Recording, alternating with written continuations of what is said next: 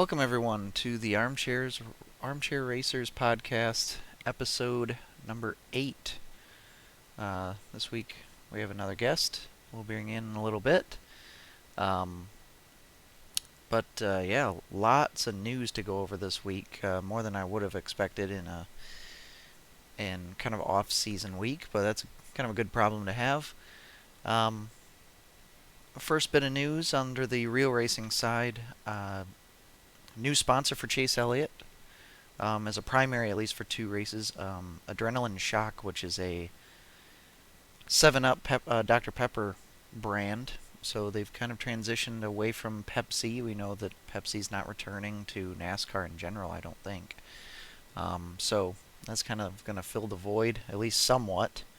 Kind of a shame to see them go. I mean, Mountain Dew and all them, they made some cool paint schemes. And my buddy Brody just gave me a can of adrenaline shock that I've never had before, so I look forward to trying it out.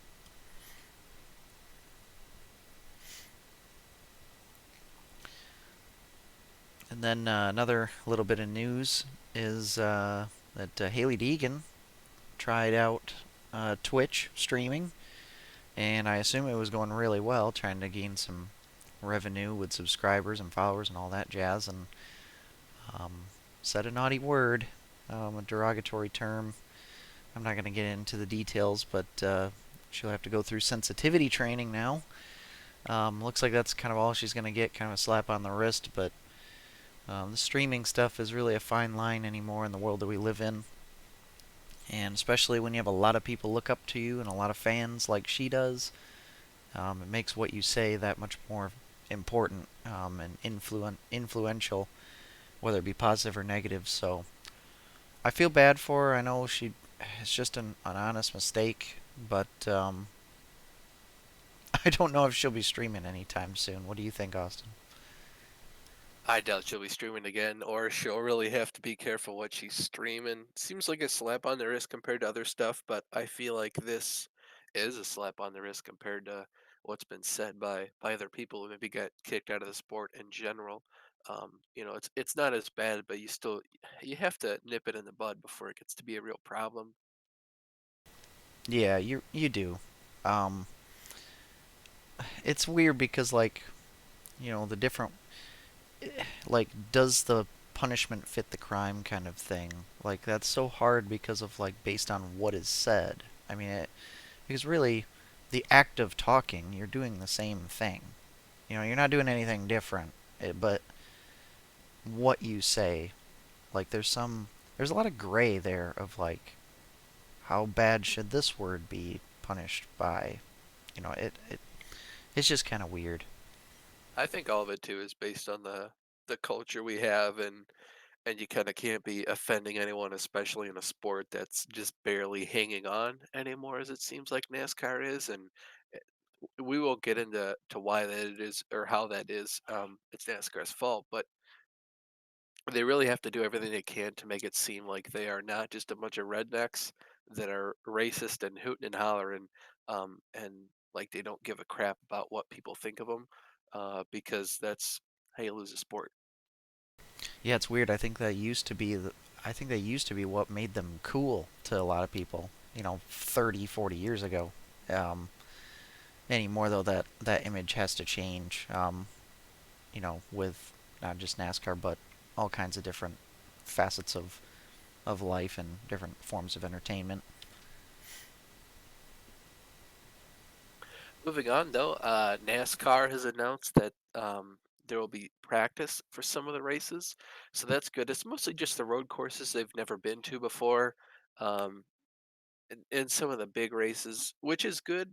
I think it kind of makes the sport look like a joke when they don't practice and they just kind of go out there, like sort of even less practice than we have for like BRL, because you and I only practice the 20 minutes beforehand, and the cup guys go out there with no experience and no practice. So it's good to see that they'll be having practice because you look at F1 and IndyCar and IMSA, they all have practice. So why doesn't NASCAR? I almost wish that there was if anything, I almost wish that there was a rookie practice.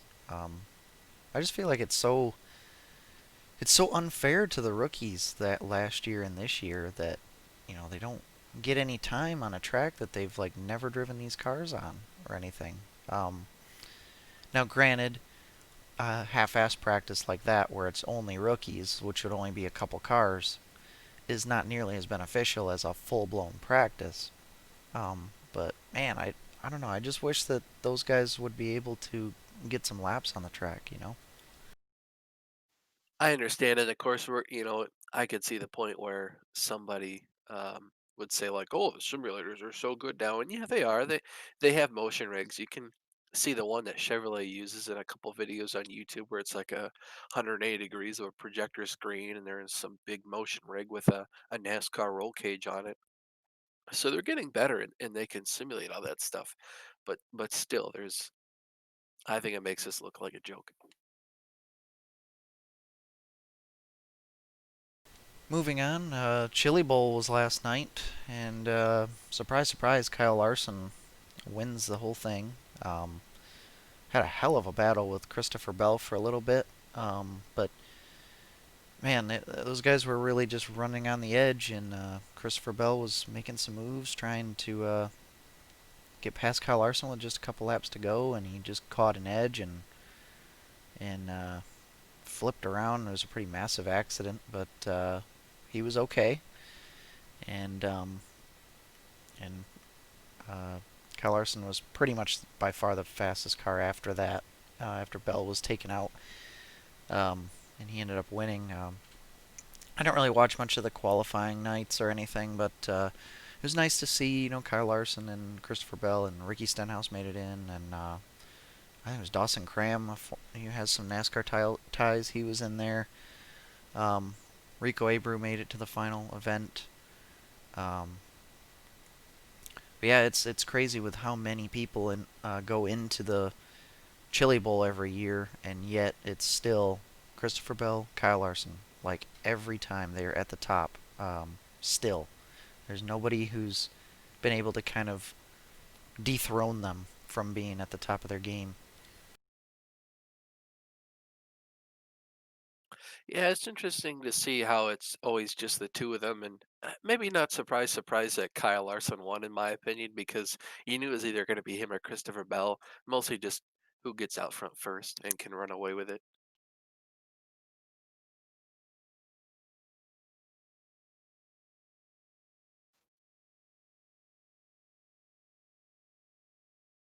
Yeah, I mean, well, speaking of Kyle Larson, still he got a new spotter, so good for him. He got a spotter like a couple days after New Year's, and then for whatever reason, he was removed from being a spotter. A couple times when he was being introduced, he was called a conspiracy theorist based on his previous tweets. So they had to kind of can him. Um, kind of sucks that that's the culture we're living in, but he got canceled, and Kyle Larson got a new spotter. So good for him.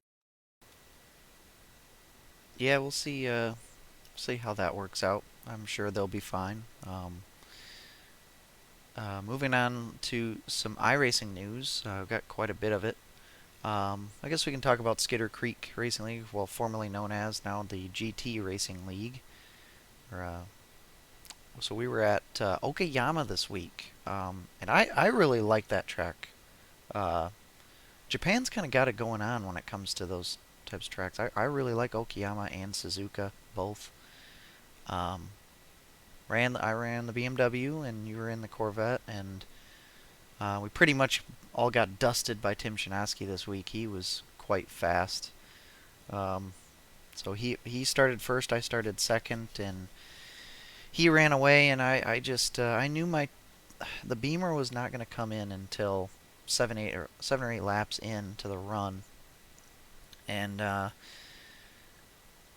tried to let it come to me, and I started to get faster, and I could gain a tenth or two on Tim, but I had to be absolutely perfect, and he was just more consistent than me. So he would have majority of the laps pull away, and then when we came down to get fuel, he took perfect amount of fuel that he needed, and I took way too much, so that put me back. Still got second, but good job to Tim for a really good race. Yeah, he was the class of field out in his own zip code for sure. I started like fifth in the first corner. I was gonna get fourth, but then the guy in fourth just like run me off the track and like hit me into the grass. And I can understand why his car would weigh more than mine. It's just kind of a thing that happens um, for no good reason other than why not. And I had to drive back from there. So we did decent race. I really liked that track. Yeah, it's pretty underrated, really. What's our next the next race? Circuit of the Americas, you said, right?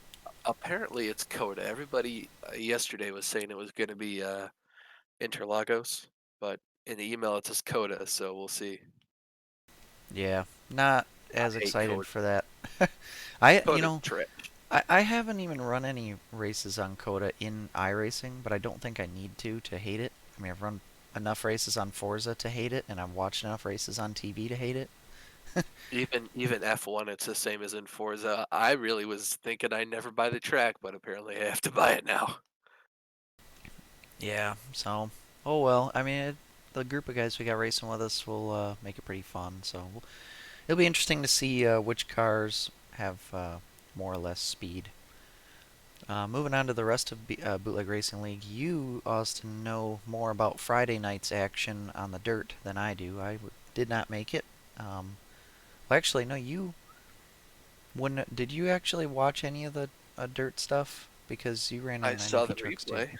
I saw the race. I was there for the sprint or the midget cars. Midget cars were okay. Just mostly there to fill the field. Um, And then in the dirt race, Brandon Proudfoot won. Big surprise there. Interestingly enough, though, he didn't qualify on pole like normal. He qualified third, so I assume he must not have had the greatest of time trials in the actual qualifying because he started third, but obviously the cream rises to the top, so um, he got up to the lead pretty quick. Yeah, I was about to say, how long did it take him to get to the point? I don't know, like 10 laps or something. I wasn't really paying attention to that. Fair enough, fair enough. Yeah, I keep forgetting that we were both racing on Friday nights. We'll get to that in a moment. So the rest of Bootleg Racing League on Saturday. That's kind of the meat and potatoes of our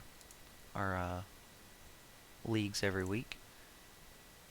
First, we got the Street Stock Series, and this week we were at oh the The Bull bull Ring. ring. Yeah, the Bull Ring. And I don't know how you feel about that track, but I really like the Bull Ring. It's different on both ends of the track, which I like. I like tracks that are like that. Puts me in a better rhythm when I have. It's kind of almost like a road course feel in a way, where you have more than one type of corner. Um, Street stocks, I started sixth on the outside, and I didn't realize that the outside was going to be as terrible as it was in the street stocks. It was absolutely undrivable.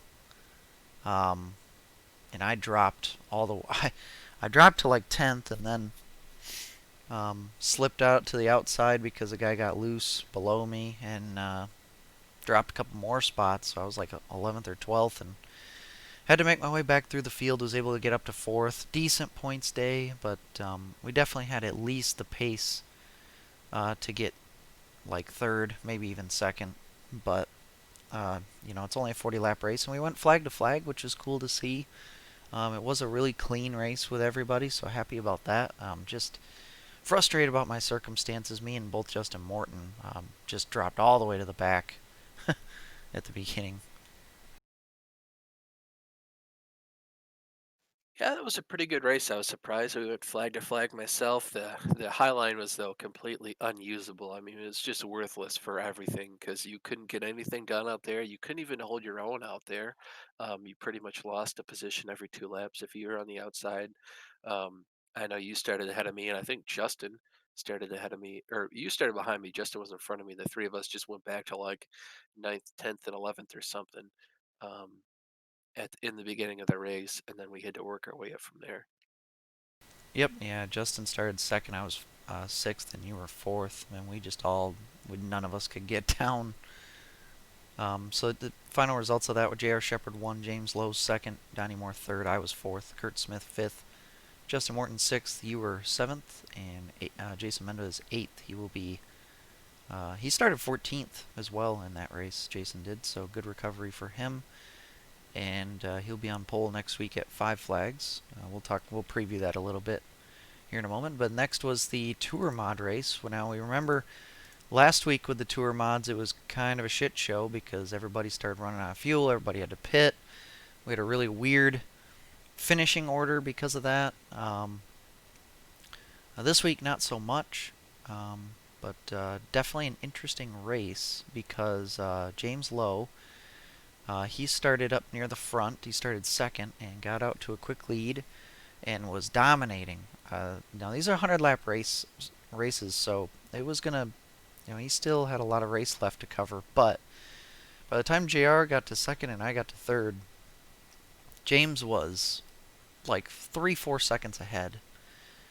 And then there was a wreck on the front stretch, and James got caught up in it. And it didn't take him out, but it gave him some damage and put him all the way back to like last. And he ended up kind of just pulling it into the pits after a few more laps after the next caution, and that left JR and myself to battle it out. And JR bested me. He ended up winning that race, so I ended up second. How was that from your perspective, Austin? Yeah, James really got screwed on that one because I saw the replay and I was really curious as to what happened to take him out because usually that's not someone that's going to get taken out necessarily, and that was just yeah, tough break for James. Then he went down pit road, got extra pair, but he must have left the fuel clicked or something because he was on pit road for way too long, and I believe he got lapped by the pace car, so he had to come out. And it was just a really bad time for him, and you hate to see it too. As someone's dominated the whole race, just really get just shafted. Yeah, I don't know if we were actually going to be able to catch James. JR was cutting into his lead a little bit, but he had a big margin to get, and we did have like half the race left, like 50 laps or so, but uh, it it just I don't know. I like to see those races develop and stay green to see what would happen. Yeah, I wanted it to stay green too. I started 10, so I was on the outside. Took me a while to get down low. I probably lost a couple positions.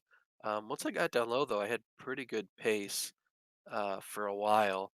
um, Making some moves and just riding really because those tires wear out pretty quick. And the feeling I have in those cars in the beginning of the race is not what it used to be or where it probably should be. So I was mostly just riding around. The end of the race though, I was pretty quick. Run down Jeffrey Harden, and then in like two or three to go out of turn one and turn two, I spun him out because like his the apex is one place that I get on the gas like I have been, and I don't know if he was loose or still sliding through the corner or what, but I just cleaned him out or something. So we'll see. I guess it's my fault, and I should be more aware of that, but it is what it is. Yeah, so final results of that: J.R. Shepard wins. I was second. Justin Morton third after starting 10th. Todd Liston fourth. Good run for him. Donnie Moore fifth.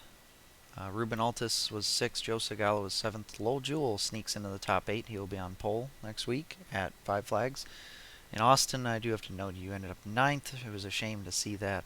You were running really well and just outside the top eight invert. Hopefully, you can get up back into that top eight next week. We'll see. I was gonna finish third or fourth, but Jeffrey and I got together. So then the final race of the Saturday night action in BRL was the Grand National Series, as always. Um, Last season here, I believe I got second, and I can't remember if I was trying to pass James or JR at the end, but I just couldn't get it done. This time around, I started fifth, and was trying just be methodical. I got up to like fourth pretty quickly and was just kind of riding. Justin Morton was up in front for a while. He ended up leading 34 laps. Um, he was really trying to hold off Mark Herzog, who's kind of new into this Grand National Series. He hasn't run a ton of these races with us. and he was really pressuring, couldn't get the pass done. Justin was doing a good job defending, and then Mark kind of started to burn his stuff up, so JR got around him. JR was ahead of me, and then eventually I got around Mark, and then Justin got passed by JR. Then eventually I got past Justin, and it was us two running away. JR had a pretty good advantage over me, probably a couple seconds or so, and then he caught up to a huge line of lap cars, and these guys were too wide going into turn three, and JR was on the bottom, and Mike Allen was up on top, and he arced down to make a normal entry to the corner, and he did not see JR down there. JR didn't make like a dive bomb or anything. He was just taking the bottom line to pass another lap car, and so they got together, spun Mike Allen, and we had a caution. And that was a shame to me because I really wanted to see that go green. I wanted to see JR have to deal with that lap traffic. I think it was going to play into my hands a little bit. But anyways, so that was like our what? That was our second caution because the first caution was right on the first lap of the race. Um, Turn one. yeah, I'll let you touch on that in a minute. Um, but then we just couldn't stay green, and we ended up with a total of 5 cautions. I ended up restarting on the outside every time in second, and got really close to getting JR, but just couldn't get it done. Again, finished second. JR wins it. Um, Justin Morton was third. James Lowe, will let you talk about his experience, but he ended up fourth. Todd Liston fifth. Another solid run for Todd. Ruben Altus sixth. Chris Wolfson ended up recovering from a screen freeze to get seventh. And Mark Herzog started second, ended up eighth. And you were right behind them yet again in ninth. Yeah, on the first lap, James got wrecked. I was really surprised he didn't need his fast repair. I mean, his car looked fine, but he got decked, man. Um, I don't know what happened with that, but anyways, he went to the back of the pack, had to claw his way through. He rode around in like 10th or something for a while, like 2 positions behind me, maybe three. He was just biding his time behind Joe, and he saved his tires for the right moment because once those last couple cautions started coming out, he was right on the money every time. So he did a good job preserving his tires. I was surprised too. Justin Morton, he got out to an early lead and he didn't really burn his stuff up trying to get away from the pack. He conserved his stuff, and he hung on to finish third. And he almost got second too, um, really close to doing that. So good job conserving their tires at the end. Yeah, I think he looked like he was burning his stuff up in the first half, but he really must have been laying off there in the middle portion of the race, and that kind of helped him have something at the end. A lot of times, though, if you're hard on your tires the first third of the race, you pretty much screws you for the entire rest of the race, no matter how conservative you try to be. Um, but it worked out for him, and yeah, he was challenging me for second there at the end. Thanks to Justin for being nice on most of the restarts. Gave me a lot of room. I appreciate that. And Austin, you got up to like what fourth at one time, and then you got sent right back to the back. Yeah, I got up to fourth at one point, starting on the outside, and after the caution, we went green after the caution, and I surprisingly got a really good restart for me. Usually, I'm really bad at them, and maybe James spun his tires, or he was just behind us enough because I was clear down. So I just went to the inside lane because I see, the pros like him and yourself and Justin and Jr. Uh, you guys all will like go down to the inside if you can because that outside was totally useless. There's nothing you're going to be able to do out there. So I just went down to the inside and I just got spun out. It's nobody's fault. It's just, you know, you can't check up hard enough. And I think James got some help um, getting into the back of me because it certainly wasn't his fault. Yeah, those cars are really sensitive on entry. It was just a very light touch, but it's just another one of those you hate to see at moments. Yep, it is what it is. I mean, like I said, nobody's fault, and those cars are shaped like wedges. So, and it was a 0x. So it wasn't a hard hit. And I firmly believe he did everything to stay off the back of me because he doesn't race like that. So. So we'll move on to NEP. It's chronologically not in order, but on Thursday, uh, I ran in the NEP Grand National Shift Grand National Series.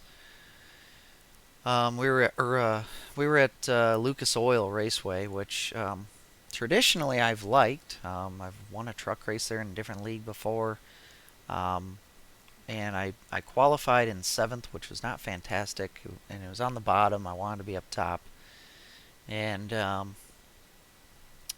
I just I practiced just fine, but I could not keep it off the wall in the race, and just ended up scraping the wall too many times and went pretty far to the back, pitted, and then scraped the wall a few more times, and I just didn't have any speed at the end either. I started seventh and finished 12th, and I think I was further back than that one time, but really disappointed in myself in that race. Ryan Libby ended up winning that one. He started first and led flag to flag. That really is going to hurt me in the points with Libby finishing third or first and John Peters second or third. Sorry, but um, yeah. So I was really disappointed in that 75 lap race. We had two cautions only, which is pretty good for that, and a lot better than the race you and I both ran in on Friday with the Super Truck Series. Yeah, we both started pretty well though. We started, or we were supposed to start ninth and 11th, but I believe two people, maybe up to four, didn't show up, so we got bumped to seventh and ninth. And pretty much the backstretch of lap one was pretty much a story of the race because we both got taken out. Your run actually got killed. I was able to keep going for a little bit after I got sideswiped into the sick drift on the backstretch. Yeah, so like what was that lap? That was like lap one or two. That was lap one, I think. Yeah, coming off of turn two, I was on the bottom. You were also on the bottom, and I saw I saw a truck like up out of the groove, and I knew that on a restart like that, you see a truck up out of the groove, that means everything's gonna funnel down and be really narrow on the exit at two. And sure enough, guys started getting together, and I didn't really know exactly what was happening, but I knew they were wrecking, so I kind of went as low as I could right next to that inside wall, and then all of a sudden just a truck came across the track, and I blasted him. Nothing I could have done. And I actually had to take my fast repair immediately. So I did that, went to the back. We just couldn't get any green flag racing, and so we got to like lap, I don't know, somewhere around like 20 or so, and I decided to pit, take tires, and I wasn't gonna pit again. So I figured a lot of people would pit from either tires or damage, and that was the case. I was making up spots though on every restart, and we basically got up to fourth place. Um, Now I will say that I got up to fourth, I think, and I was trying to get past Charles Lewandowski for third, and Ryan Libby came up through the field, um, and we went to single file restarts, and I'll get back to this in our rant later, but we went to a single file restart, and he was next to me on the next restart, and there's no penalty in iRacing unless they're like ahead of you. So he ended up passing me on a restart. We got a quick caution, so now I'm behind the guy. So then he tries to do the same thing to Charles, and Charles decides to block him, and then they go up the track in turn one and two on the next restart, and I try to fill that hole, trying to be aggressive, and I ended up getting into Libby, spinning him out. But I saw a hole and I went for it. It just kind of closed before I, you know, was really in there. Uh, so we ended up finishing fourth, and my teammate Jason Ricker got second. He didn't pit at all. Great job by him. And then Wyatt Alexander, my other teammate, got fifth. Um, Ryan Salvatore got last, but they only score three of our trucks out of the four, so we ended up winning that event by a pretty decent margin too. And we've won both of the events so far as a team. We won the first one by 1 point, and this one by more than that. So we've been really consistent and take a points lead into the next race. Yeah, I think I finished like seventh or something. I got as high as second on one of the restarts. I just got passed by some people on the inside, one of them being my teammate Ryan Libby, and yeah, after that, I think I got spun out or something. I got net coated, and then I had to pit for tires. And there was one um, caution too, where I think Ryan got brake checked, so he had to check up. And then when he was spinning out going into one, um, I clipped him and I got sent into the fence and had to take my fast repair. Otherwise, I was not going to stop all race. I was just going to stay out.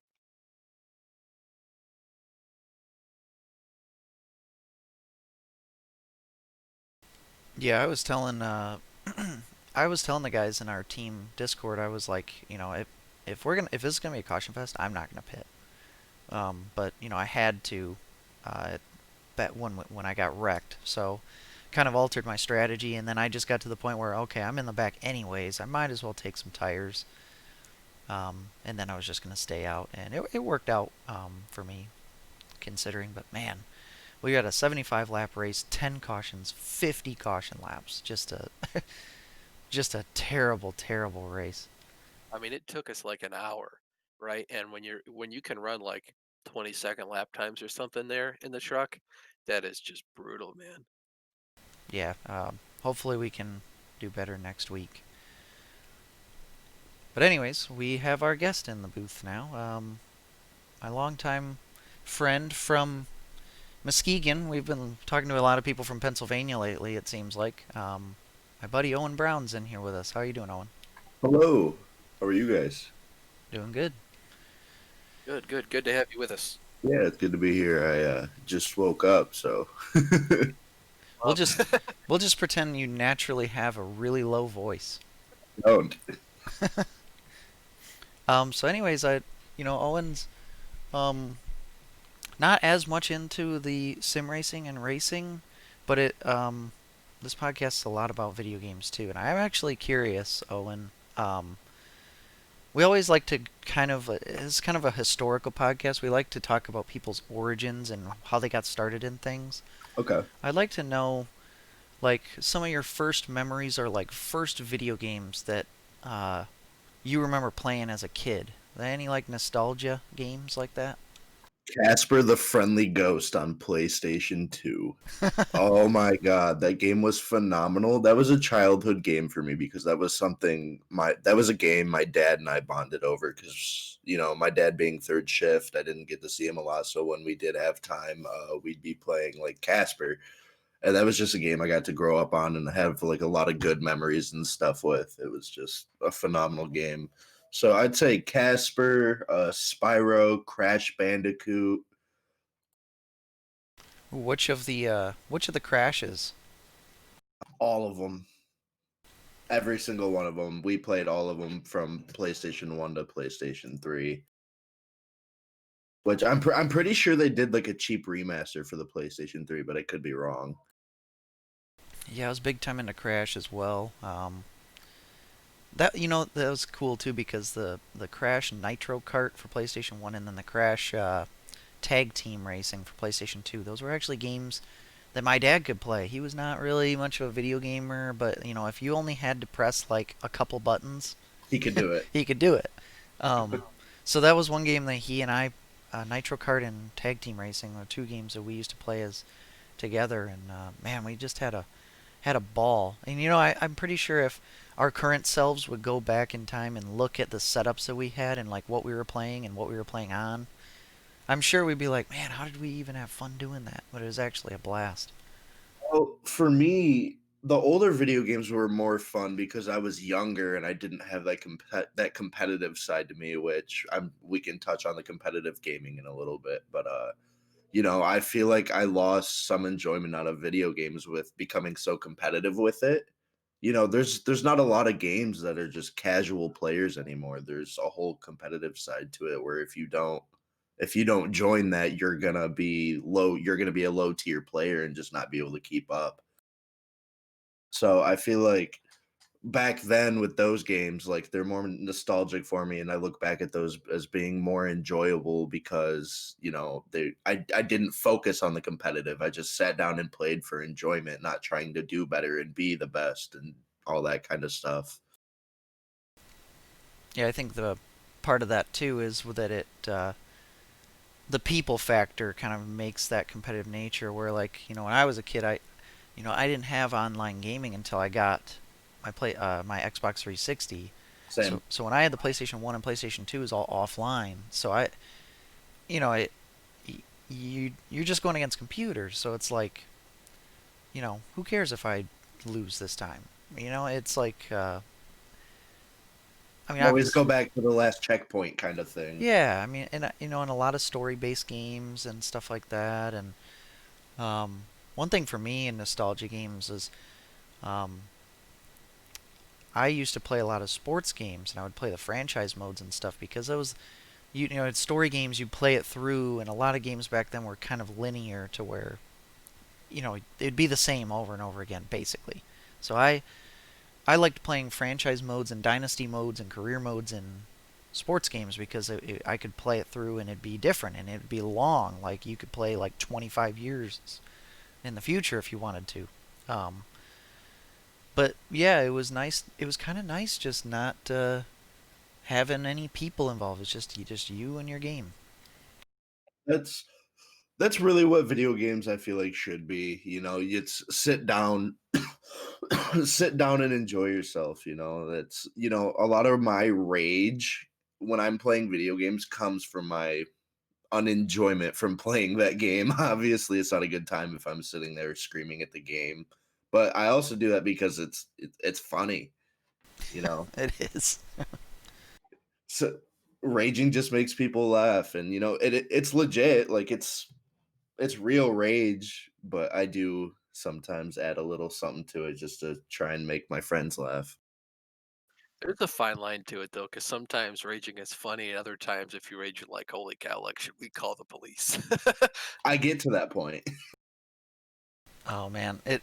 But when Owen plays his desk like it's a drum set, it gets me every time. My desk gets the hammer fist. Um, let's talk about the competitive gaming though. Okay. Because like there definitely is a different fun factor to it. If you can compete at a high level, um, and first person shooters and stuff like that, I would say is probably your strong suit. Would you think that would be the case at least on the competitive side? Oh yeah, for sure. As you know, Kenny, I know Austin doesn't know, but I got signed to a semi-pro team for Rainbow Six Siege. I don't know if you remember that or not, but Yep. there was a while there where I was officially contracted with the semi-pro team, and I got to play 2 matches with them, nothing big league or anything like that, and then they dropped me. So I got to have a feel in the competitive scene for a solid month, but they replaced me because they found somebody better, which unfortunately that's how that works. They find a better player than you, they're gonna replace you. So I feel like when they dropped me, that really discouraged me from creating content and my drive for video games. But it's just I'm trying to stick to it. The competitive scene in Siege is far different from any competitive game I've ever seen. It's more in depth. It's one of the more tactical games that you can be a competitive player in, and it has such a large learning curve to it. It's just I was naturally drawn to it. I like being good at the games other people struggle at being good at. Yeah, that is a really good game, and that game's been out now for quite a few years, and Oh, years. they're still adding content, and a lot of people are still playing it. I kind of wish they'd make another one, another Rainbow Six game.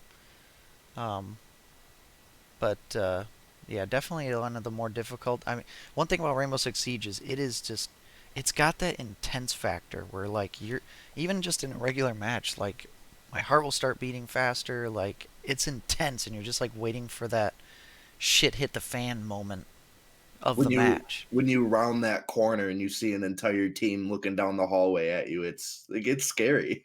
Or just like when you're trying to defend like a bomb site or something, and you have no idea that like the wall's gonna just blow up in front of you because they're putting in like A charge. yeah, putting in charges or whatever. I mean, and like the diversity and the amount of different characters to use in the game is really cool too. They all have their own strengths and weaknesses, and There's you there's never an know who you're gonna op get. there's an operator to fit every play style. If you want to play slow and far distance, you can sit in the back of the map and just watch windows. There's somebody for that. If you want to, if you want to get close and personal, and you want to be rounding corners and stuff, there's Ash. She's a 3 speed, one armor, so you're gonna die faster, but you got a higher mobility, so it's harder to counter characters like that.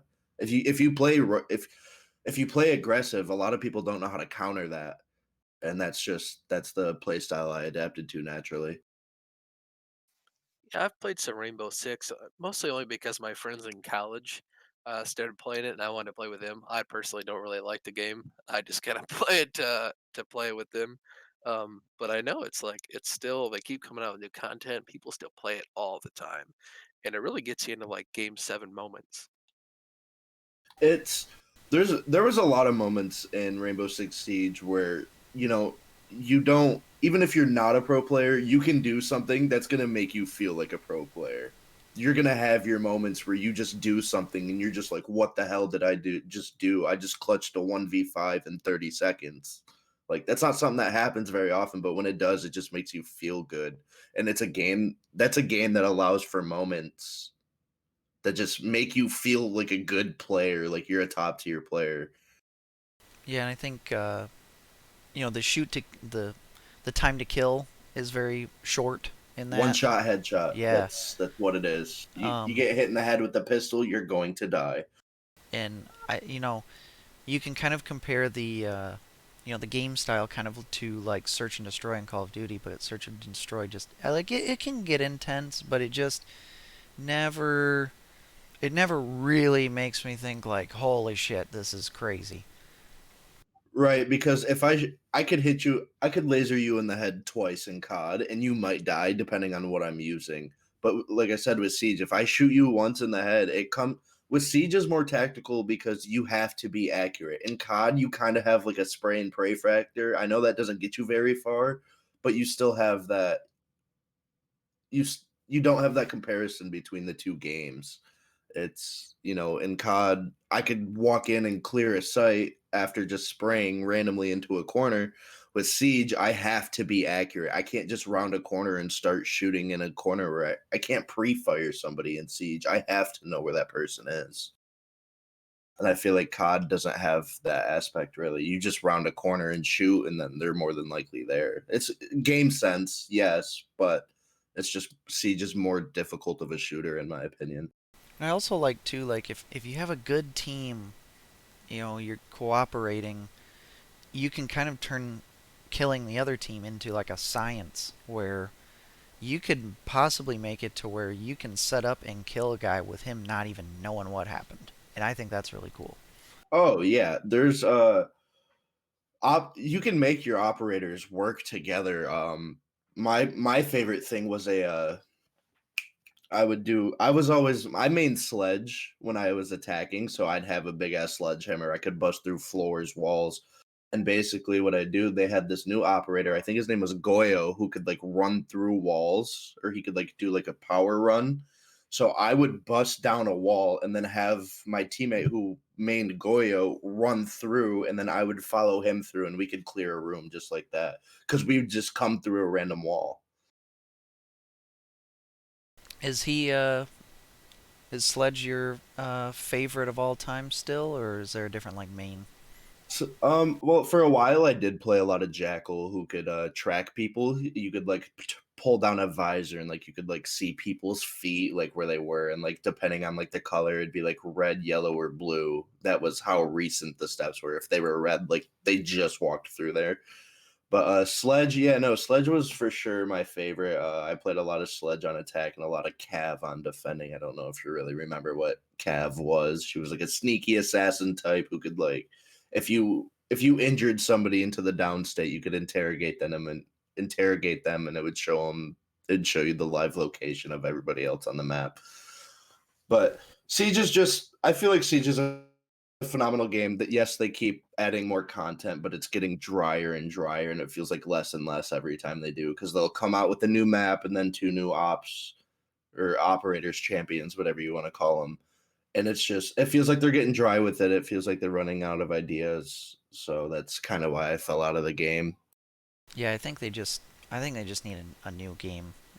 Maybe change up the game style just a little bit. I know like this formula that they have is good, but I think every once in a while people just need a new game, even if it Right. is kind of similar to the old one.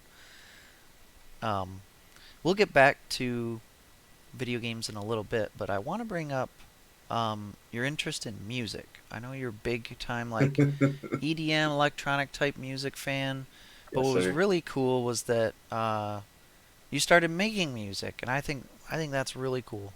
Yeah, Talk I about that a little. did. So I've al- I used to listen to EDM back in middle school when it was like not as big as what it is today because the community surrounding electronic music is phenomenal. It's one of the most loving and accepting things I've been a part of. So I was into it in middle school and then I kind of got bullied out of it. I was that weird kid on the bus listening to the weird sounds in his headphones.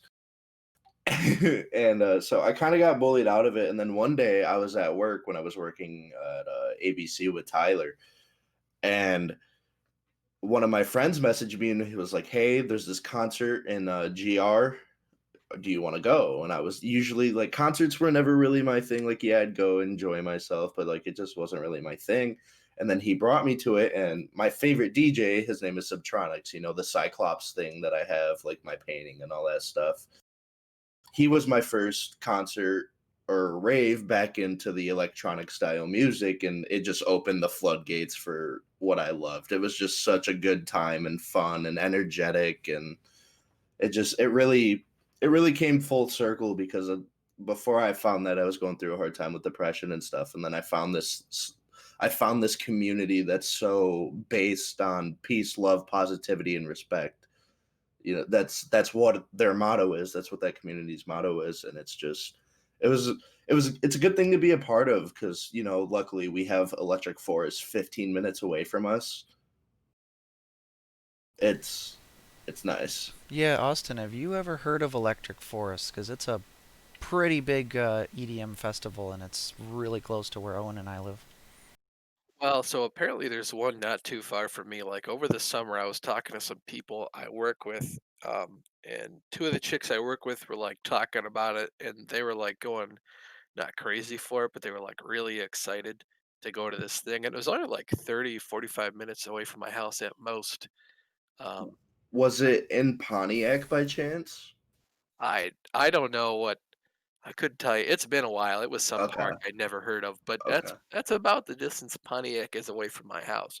It could be because there's a popular venue in Michigan in Pontiac. It's called Electricity, and they do like a lot of the EDM stuff there also. Like out in the forest, like in a park. No, it's a venue, so we're Oh, probably okay, talking. yeah, Yeah, we're this talking was about like different out in things. some park or something. Okay.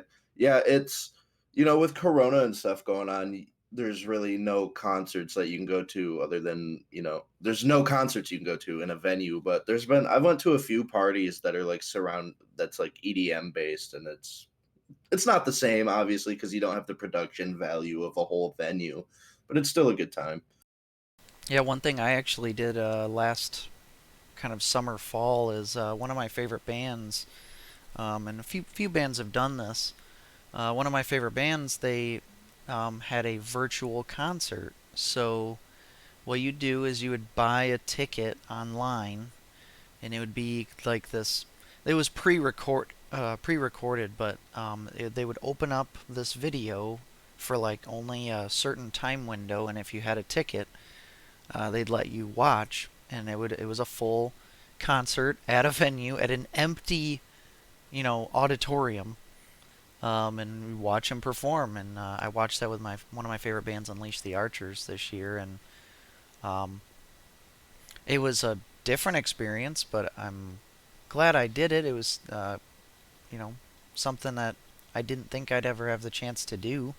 Yeah, Um, virtual the the the way that concerts are going for since Corona happened is really sad because I don't know if you know this, but I drove to Ohio with a few friends for a concert, but it was a drive-in concert. So we each had like individual spaces for our cars and we had to stay in like certain areas with our group. And if we left, you got kicked out. And it was cool because, it was still a concert, but it had I had this underlying thought in the back of my head that's this is just kind of sad that this is what concerts are going to be for a while.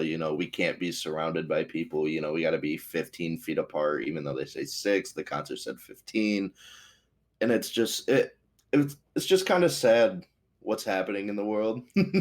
Yeah, like you just kind of lose like that unity because like the crowd is like a huge part. I mean, that's without the crowd, you don't have a concert. So, Right. I enjoy the getting stepped on and elbowed stuff. I know that's not typically something you'd enjoy, but when you don't have that, you realize that's like, oh, I kind of miss that. I miss getting stepped on. well, and I'm sure that the band enjoys, the people getting into it too. I mean it just gives an energy there, like the metal concerts that I've been to or watch or whatever. When people are getting into it, it's just a really powerful thing. Or like when people are singing along or whatever, and when it's a packed house, um, uh, it just it's kind of like an event unlike any other. Um, but yeah, it's been a lot different this year, and it's probably hurting the bands and groups and artists too. That I mean, they make money from going to these concerts, and if you can't go do any events, you're not going to get paid for them. So I hope that Right. these. Right. The good thing was though, I'm not sure how it was for you in the EDM world, but at least in the metal world, there was a lot of bangers that came out as far as like new music. Oh my god, dude, I can't even tell you. So I mean, at least it was exciting on that front. Now we just need to be able to watch them live. Yeah, but I agree. A lot of producers, DJs, stuff like that, they did come out with a lot of music over the whole quarantine or lockdown, whatever you want to call it. It's we The EDM community did get a lot of new music, and like you said, it's now we just got to see it live. But with the production side of things, I've been trying to get into the production side of EDM or electronic music. It's just so hard. Yeah, it. It's production on a computer versus over instruments is just substantially. I can't play an instrument and I can't produce either. My version of producing is I just sit with my DAW and I just put sounds together until it sounds good. I don't know what I'm doing. I mean, I'm sure a lot of artists do something similar to that. I mean, I'm sure that there'll sometime be that time where you just kind of randomly come up with something and it's like wow, that's actually really awesome. Yeah, it's I put in the friends gaming server Discord. I put in MP3 file that I've been working on recently. And Jake wants music for his TikToks, and my biggest thing is I don't like anything I do. I think it all sounds bad, but somebody else will tell me it sounds good, so I'll just keep working on it. I'll get a finished product, I'll listen to it, and I'll just delete it. I'm so self-critical about what I make, but at the same time, that's how I'm gonna get better. Yeah, I think what you should always do when you make that stuff is don't be afraid to share it with somebody. I mean, um, who knows? Somebody might. It's kind of like it's the same thing as like hearing your own voice. Everybody hates hearing their own voice, but then other people might listen. And they're like, "Man, you actually have a beautiful voice." Right. Yeah, I get kind of critical of myself too, but you kind of just gotta put it out there, and if it sticks, that's fantastic. If it don't, well, you go back to the drawing board. It's not the end of the world. Right. There's always room for change. If you don't like what you're doing, practice until you get better at it. That's basically all you can do. I do have a quick question for Austin. What was the last concert that you went to? Would have been one of my dad's concerts in March of last year. Oh, was your dad in a band? Yeah, What kind of music? like a concert band. Oh, like Okay. a symphonic band? Yeah, pretty much. I don't go to concerts because look, in my opinion, right?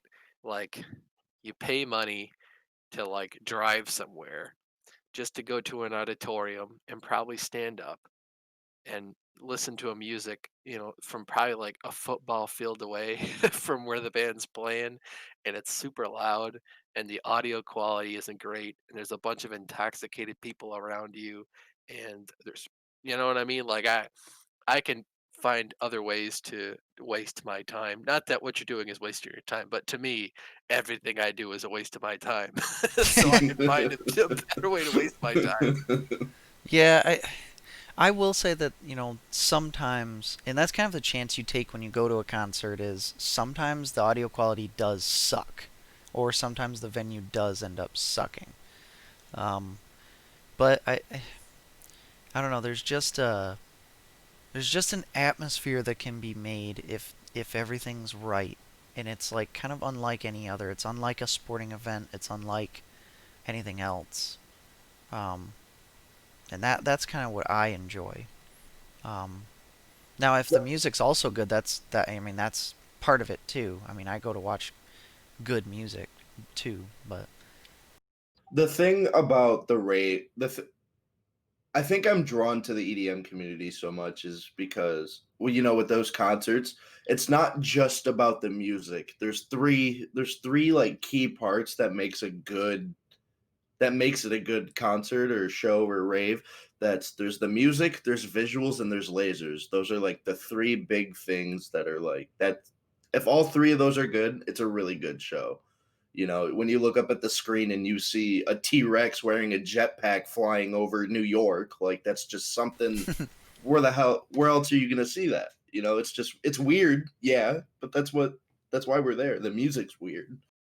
one thing I think of too is like when I have a big crowd of people that are at the same event wanting to watch the same music as me. I'm like, it makes me think like, wow, like I really appreciate that these people like music that I also like. There's like a level of unification that comes with it. It just feels good. Yeah.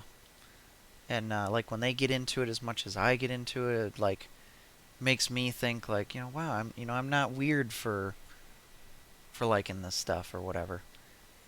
What is that? I mean, like when you can know that they're in there, or what do you do when you're like singing along, jumping up and down, like doing coke or something, or what is that? Sorry, can you ask that again? Yeah, what do you Yeah, mean? like how do you guys know that they're like vibing to the music the same way that you are? Is it like singing or like jumping up and down, like doing coke? Like what? Solely by the fact that they're there. Yeah, I mean Okay, everybody's different. I'm personally not the kind of guy, at least I haven't yet, not really into like going into mosh pits and stuff, but Oh hey, if yeah, you guys see, are into I'm that, in that. I'm in that. yeah, I mean that's fine, but go ahead. I different people, I mean, you could watch somebody who's just standing there watching, and they might look like they're bored out of their mind, but in their head they're like, "Man, this is amazing." Dope. Yeah, And this those is people are the usually physical entertainment. I those are think usually the ones on drugs, the ones who are just standing there. I think what you really don't know how well somebody. I mean, some people you can tell with how animated they are, but you really don't. You really can't tell how good somebody felt by that experience until after when they're leaving, and they're like, if they don't say anything, or if they can't stop talking about it.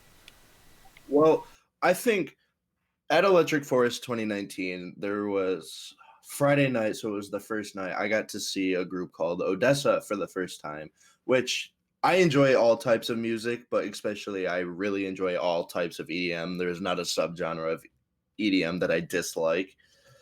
But there's this group I lost my group at Electric Forest and I found Arena somehow at Forest. Like 50,000 people found Arena, and I spent the day with her, hanging out at Forest, and we saw this group named Odessa, and it was just such a beautiful set that emotionally like affected me because I struggle with depression, and I was surrounded by people I loved. I was in a super positive place, and it was just a super emotional moment for me. Which this specific song called "Line of Sight," which they performed, it like that was like the big moment for that set for me. That's where I realized like where I was, what I was doing. I was happy, and then I couldn't find the song. I wanted to find the song for so long after I heard it for the first time. I'm just sitting at my desk gaming one day and it just comes on and it just fucking goosebumps. My eye, it like made my eyes well up. It just brought back those emotions and it just felt good. You know, I've never had a song trigger those kind of emotions before, and it was a really weird experience, but it's just that's what that kind of music is it's just we're all there to have a good time and be happy and just be positive to each other. There's not enough of that, and that's why it's so good, and that's why I'm so involved in this because you don't really get that anywhere else. Yeah. There's another thing too is like if you go to like a festival, it's always cool too. Like you go to a set that or like a band like you've never heard of. You're like, yeah, well, why not? I'll sit and watch. And then turns out they're actually like really good, and you're like, holy crap! And so you actually like find without even trying, you end up finding new music to listen to. It's also cool too when like if I go to a rock concert or something and I see people that I know are not into rock music, but they're there and they're actually having a really good time. They just kind of it makes me feel good on another level. It gives you a warmth. Yeah, I mean it's just like it's like huh, I don't know. It, it's like I don't want to call it an epiphany, but it's like huh, this A actually realization. yeah, it's just like oh, this stuff's actually pretty cool.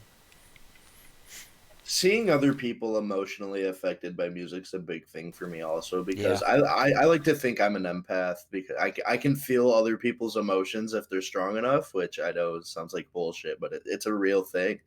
And just seeing people be able to be affected by music like that, it's just it makes me happy that we have that kind of outlet for our brains, that kind Hmm. of release. So I guess so moving on from music, I guess one of the good things about Owen being so into video games is we can actually have him come with us, I guess, into the video games section. Because I mean, we all play a lot of them. So, and this is sort of the first guest that we know, like probably one of his number one hobbies is playing video games and stuff. So I'll just cover the one thing I wrote down here. Forza Horizon 4 gets the C8 Corvette. That's true. You just go in, you play one of the championships, like 3 races in the C Class Chevrolet, and you get the C8 Corvette. As long as you win the championship against like I don't know semi difficult AI, it's not very hard. And yeah, great car. It slaps. So you got it already, huh? Oh yeah. Oh dude, like Thursday, like I have an hour for lunch. I mean, I'm salary, so I, as much as little time as I want, but I turn on my Xbox and I got that in, like 10 minutes. Yeah, I haven't been on Forza Horizon 4 in a while. Um, I've actually been playing a little bit of Dirt 5, which is, to be honest, not a fantastic game. I knew that because they got Dirt and they got Dirt Rally. They took Dirt Rally, which is the simulation series, really realistic, and they took for Dirt 5 they were gonna dial it back and be more arcadey. I was like, okay, that's fine. I won't have as high of expectations for the or for the physics and stuff, but it's cheesy. I mean, I remember Dirt 3 when it came out, when it was still kind of that arcadey feel, and it was more realistic feeling than this. That was, oh gosh, that was back in Xbox 360 days. So But I like how it's presented, but it just the gameplay itself is just it's just cheesy. But I'm trying to push myself through it and play through it.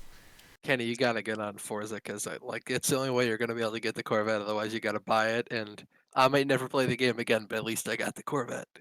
I don't know. We'll see. That stuff doesn't bother me a whole lot if I do or don't get it.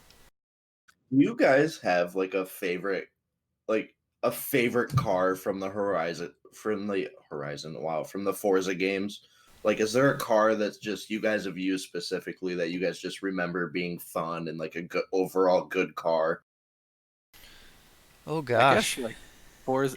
I mean, it depends. Like Forza Horizon 3, they had like they added the GT cars, so there was the C7R, the one they use in IMSA, and I used that for like everything I could because I just maxed out its specs, and it was probably only an S2, or like a decently maxed out specs, and I just used the car for everything. It was great.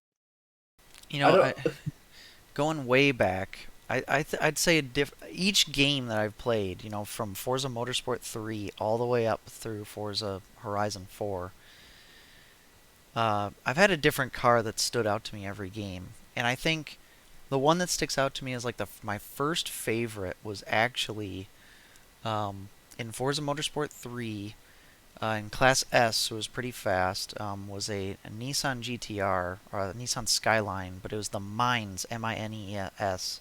The Mines GTR was like a special edition, and that was the car I got my first ever like online open racing win. And that was before I was like into tuning setups and any of that. I was just like, oh, throw on some upgrades, and that was about it. I didn't really know what I was doing, but I ended up winning. And so that car always sticks in my mind. And it was a fun car to drive after that too. Yeah, I mean, if we're talking about motorsports as well, like probably just Corvettes. Like Horizon 2, I had like the C7 Corvette because it just came out at that time. And then in motorsport, like 6 and 7, there was the Corvette DP that they used in IMSA. That thing ripped. I took that thing to a couple like top tens in the world. Yeah, you know one thing too. In Forza Motorsport 6, I believe it was the first gen Mazda Miata. I love that car in like class like D, like one of the lower classes. I could put down a top 50 lap time at Lime Rock or at Rio de Janeiro when that track came out. The mountain circuit, the really short one. What was the one map? Remember, I don't remember what game it was specifically. I remember it was a Forza game, but we did it at night in the rain, and we kept calling it my initiation into Forza. Do you remember what? Do you remember what track that was? Yeah, so it was in Forza 6, Forza Motorsport 6. It was Nürburgring at night in the rain. I Which is remember how bad that was. God. so it was the Nordschleife is 12 miles, and then the combined circuit is 16 miles. And I don't remember which one we ended up doing, but it really doesn't matter. Both of them are hell. It was bad. Yeah, and the puddles in Forza 6 too. They had their 3D puddles, so you would hydroplane every time you'd hit one of those puddles, and it just murder you. I don't think I finished. I don't think so. And we were racing like fast cars, I'm pretty sure too. Like not like slow class D or C cars. We were racing like We were flying. super cars like class S. Like that was hard even for me being experienced, even making it to the finish. Part of the problem was with that game, like they're like, "Oh, we're gonna add in the puddles," so you have this like sense of anxiety. You're like, "Oh man, we're gonna hit this puddle and spin out," but like they were deep. You know, like if you were in a fast car, like a GT car, your splitter was into the puddle and you were pretty much like dead. Like there's no way they would let that happen on a real race course. Oh yeah, if there's mostly standing water on a track, they usually will stop the race and then push the water off the track or whatever, dry, do what they Yeah, can to at or do least. something, or Yeah. just call it the end of the 2019 Rolex Oh 24. yeah, don't go there. Have any like big racing games had like track customization or like creation? Well, as far as like racing simulators, not a whole lot. Um, like a lot of like arcade racers do have like track creators a little bit, I believe. I mean, shipped with? No, not really. I mean, because you can mod in custom tracks, and there is a big community for that. But relative to other gaming communities, it's pretty niche and pretty small. Yeah. I will say Forza Horizon 4 lets you make your own custom races, where you can choose like the car and the track and the class and other stuff. But you could do that in Horizon 3 too. But the big thing they added in 4 was you can actually choose when to turn and where to turn and set up the different like postmarks to go through, and you can change the widths too, so you can make it more or less challenging or like easier to get around and stuff, but largely no. There is a game, a really old game called NASCAR Racing 2003, which is still actually a really popular game.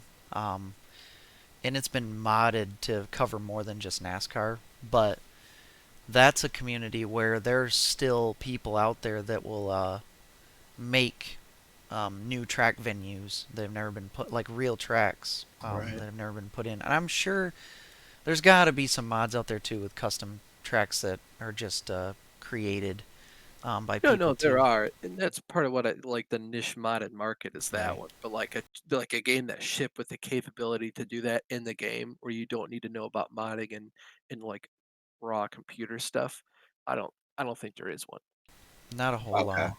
There is like it's not really completely custom, but in Dirt 4 there was a custom stage builder in rallying where you could there was just it was basically just sliders where you could set based on a slider how long the stage is or how difficult the stage is, and it would randomly generate for you a stage based on what credentials you gave it. Oh wow. Um, so it wasn't where you drew it out from scratch, but it is something where you could like choose what kind of stage you wanted. Hmm. Moving on to more stuff that we're playing now. Owen, you playing? Are you playing Star Wars Battlefront 2 right now? Yes. So what? Phenomenal game. You know that I played that when it first came out, and I just kind of like got away with it because I didn't really have a group to play with, and I wanted to play like their domination mode or whatever it's called in there, and Right. I do still have it installed on my Xbox, so I should probably get back into it. I wish it was cross-platform because Tyler, Colt, Jake, and I have been playing a lot, but we're on PC, obviously. Of course. So, what game mode have you been playing lately? I like the heroes versus villains mode. You know, you can play as like the main villains or good guys in Star Wars, and it's just a 4v4, and it's a hack and slash, but it's also super tactical. Like you have three different abilities you can use. Like me, mainly, I use Luke Skywalker if I am on the good side, and I'll use Darth Maul if I'm on the bad side. If I'm Darth Maul, like I can throw my lightsaber and it'll come back kind of like a boomerang. I can choke you, and I have like a Fury mode where I just swing my lightsaber a lot. It's super tactical, but it's also just like a hack and slash. Also, it really depends on how you want to play it. I remember when I was playing like the domination mode. Battlefield. The same makers of Battlefield made Battlefront, and like they just have a good like theatrical sense of giving you a really intense feeling when you're playing. It's really in the sounds I think mostly, like the explosions and the lasers and the grenades and all that stuff is really that's really immersive to me. And when I first played it, that's what stood out to me when I played it is like just I like to call it the war is hell feeling, but you don't really get that in Star Wars because it's not really it's fictional. But I still get that feeling though, personally. You know, when you're running through a forest and you have this big robot running next to you, charging with you into the enemy, it gives you a sense of like shit's about to go down. yeah, I always really like the explosions and stuff, and yeah, I really do. I really probably should get into that game. I just hate the like when it came out, I had so many microtransactions. Oh yeah, like And I remember them getting a lot of shit for that. yeah, Like and people were like boycotting their game, and like who produced it again? Sorry, well, I know it's like an EA EA Dice. game. Yeah, e- Dice. e- Dice or whoever almost lost their licensing for Star Wars because of that. Yeah, and like I think that's one downside to pre-ordering some games. Like I feel like some games I should like just force myself to not buy them right away in case something like that happens because I got it, played it right away. That was out, that problem was going on, and it kind of was one of the things that turned me off of it. And because of that, I haven't gotten back to it, even though the game is probably a lot better now. It's yeah, no, it's definitely good. Back to what you said about the pre-ordering thing. I'm a big Fallout fan, and I played Fallout 4 was my most recent Fallout I've played, and then when Fallout 76 was coming out, it was open world. There was PvP with other players. It was supposed to be phenomenal, and then when it came out, it was garbage. Well, there wasn't only just PvP with other players. There was that which there had never been before, but you could play through the story with someone else, which like was the only downside, in my opinion, to Fallout 4 was that I couldn't go through the story or the world with my friends, or at least one friend, let Right. alone like 5 or 6 of us. So, yeah, I bought Fallout 76 and it just looked like trash and I haven't touched it. Well, I think games like Fallout and Skyrim. I mean, when Skyrim Online came out or whatever it's officially called, it wasn't received well because I think games like those are meant to be played solo.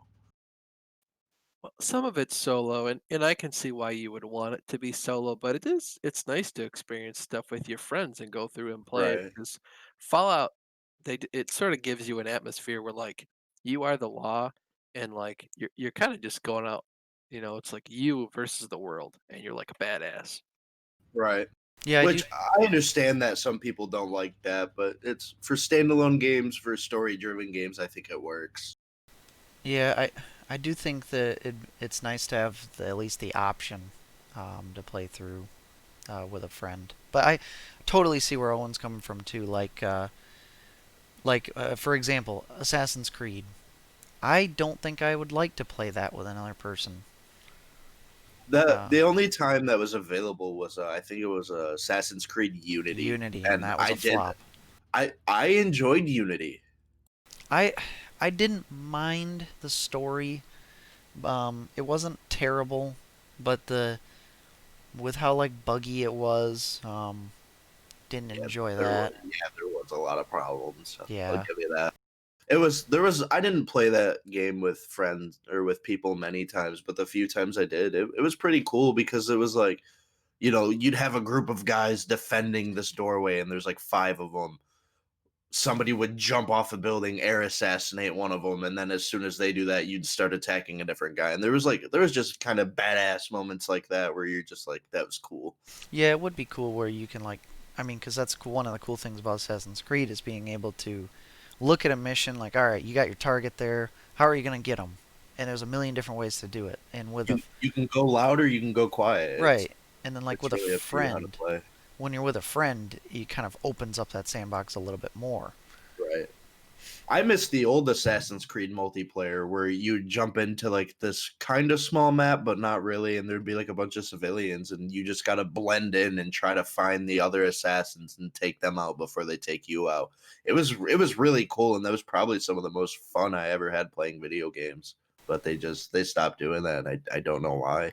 Yeah, I know a lot of people enjoy that. I never really got into it, but I know a lot of people did. Revelations and Brotherhood, there was probably the two, in my opinion, probably the two best uh, Assassin's Creed games, and they both included those features. Have you guys played Valhalla at all? I have. How is it? I like it. It's I like the Vikings thing, and I'm into the nitty gritty of the story, but I haven't played it in a few weeks. Kind of just taking a break on it for a little while because there's a very large map to cover. Right. I'm pretty far into it. I a lot of people like when Origins came out, so that's you got Valhalla's most recent, then behind that was Odyssey. Odyssey, and then Origins was before that. Origins completely changed, took Assassin's Creed completely wiped away the game style. It's completely different, and a lot of people didn't like that. But for me, the last few Assassin's Creed games before that, like 3, I didn't care for that much. Black Flag was good, but I wasn't captivated by the story that much. Um, and this game was a fresh slate, and it actually rekindled my fire with the series. I really like the story, and they kind of continued that baseline with Odyssey, and they've kind of expanded on it, but changed it quite a bit again for Valhalla. And I actually like the direction that Assassin's Creed's gone, like with their combat system, um, their weapons and loot system and everything. It can be repetitive at times, but that's why I took a little break, and I'll go back to it, and it'll be really fun. And I mean, I've spent on Odyssey, I spent over 100 hours playing it, including the DLCs, and I thought it was really fun. Sorry, I was yawning. um, with the old Assassin's Creed games, I do think they needed change, but I don't think they should have changed it as much as they should have, but that's why they're the professionals and I'm not.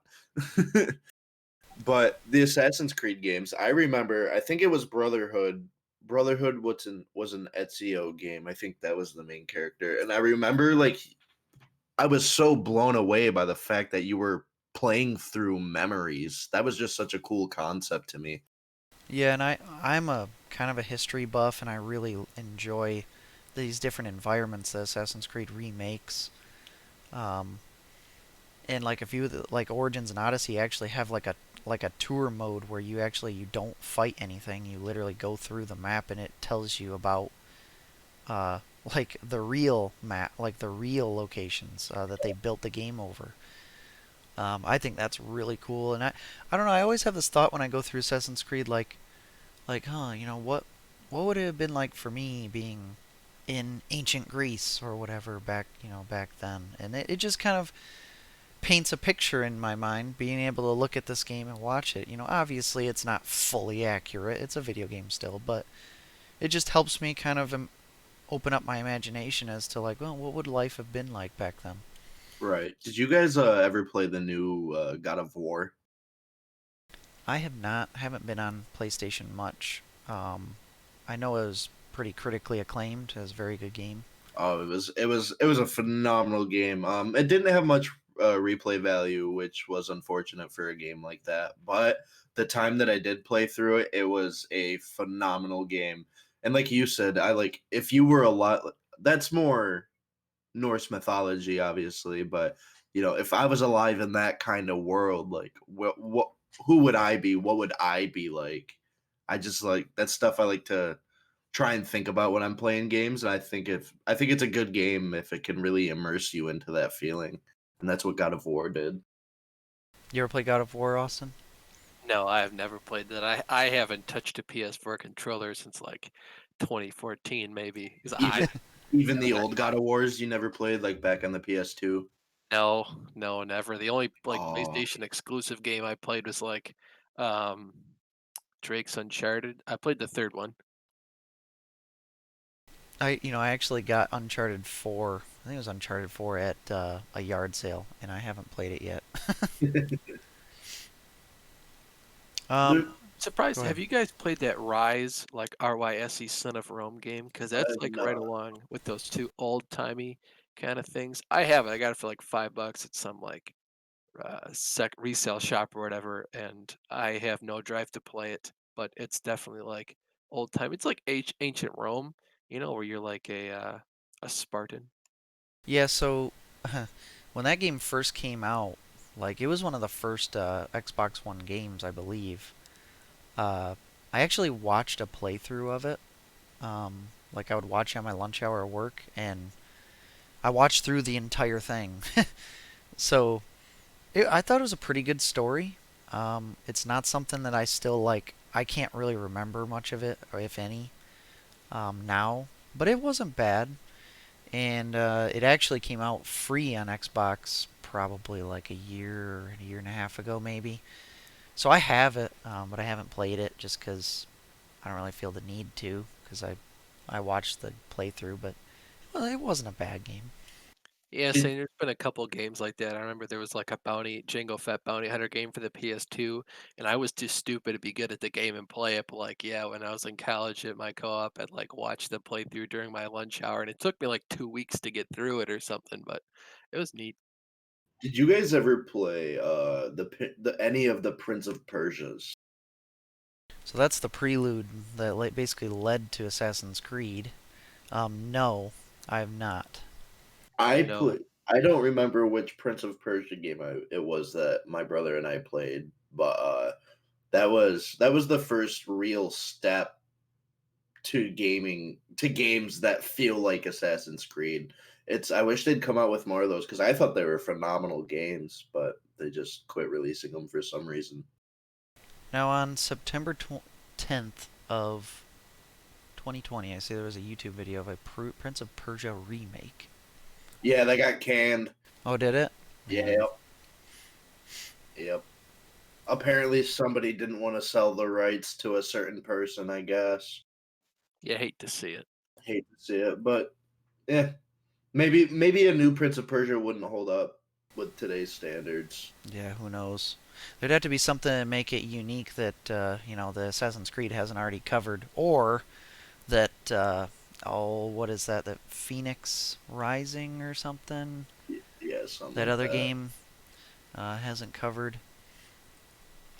Something Um, like that. Yeah.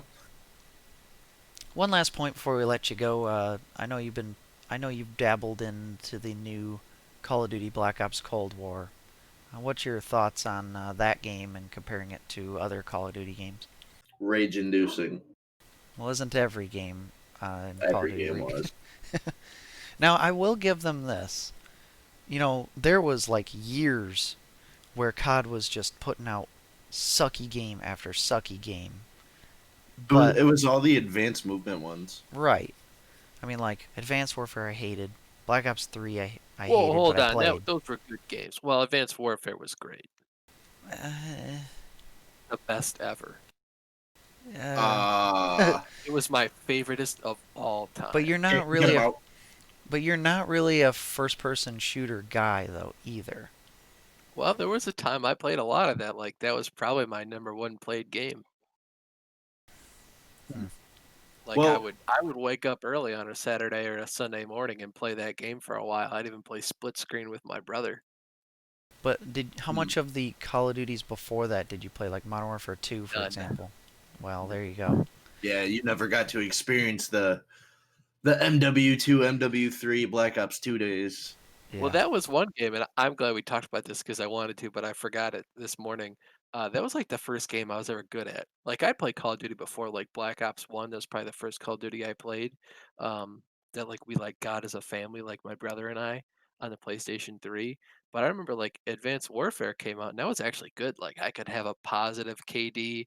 There was some like it used to display the stats on the left hand side of the screen to show you like you're in the top X% in the world for this, and, Mhm. like, I was really good at, like, going in and just, like, punching people. Cause back then, like, with those exosuits, you could just one-shot somebody if you punched them right. Yep. You could, like, slide and just, like, kill a guy, and I was, like, You could within the body top slam them. 1% in the world. Yeah, I mean, you could just kill him so easy, and Yep. nobody ever would do it. Like, nobody did it. I can tell that we would have hated to play against you.